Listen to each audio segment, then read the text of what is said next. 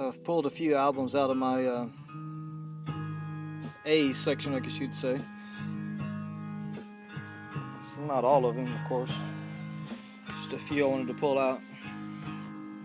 Trying to do the old iPhone YouTube video again. But this is one of the A songs, the American Analog Set. That's what we're listening to back there. Here we go, ABC.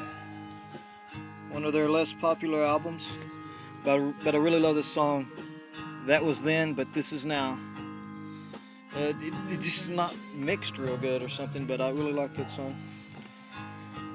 Flock of Seagulls, kind of joked as a one-hit wonder, but this is a great album. You know, I'm a rock and roll, metal, punk type of guy, but I love, you know, Iran, space age love song, telecommunication. It's pretty good stuff. AFI, you know, back to the punk stuff there. Alexis, kind of late 70s progressive rock, popish type of AOR stuff. All getting back into the punk.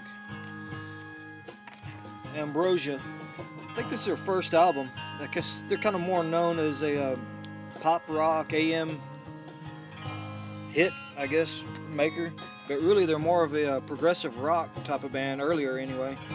And they had a kind of minor hit with the song Nice, Nice, Very Nice that I used to remember hearing on the radio, but I don't hear that anymore at all on any classic stations or anything.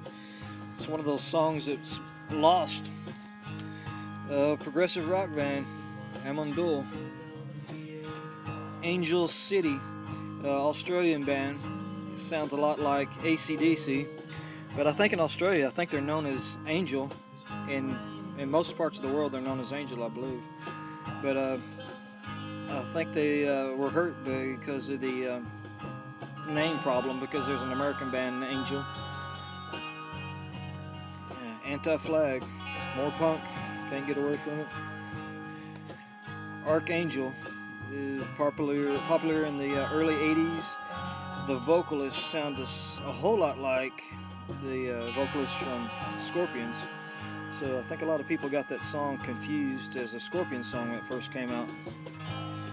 Argent, on this album in particular, I just wanted to make note that they wrote the song "And God Gave Rock and Roll to You." That song wasn't written by Kiss. Armageddon, it's a very underrated album. It's like a one album and out supergroup type of thing. You know, Keith Relf was in it along with Bobby Caldwell. I mean, it's a lot of good guys in there. And especially the song Silver Tightrope. It's kind of a slow song. It's really haunting, really good. Atomic Rooster. Automatic Man. Most notable members, Michael Shrive, the drummer from Santana from the Woodstock movie, does a great drum solo. Also has Pat Thrall in it.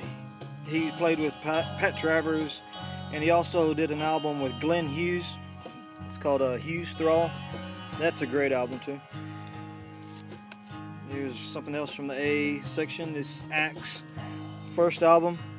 I think they're best known for the song Rock and Roll Party in the Streets, but it's not on that album. Here's Axis. This is notable because of the drummer.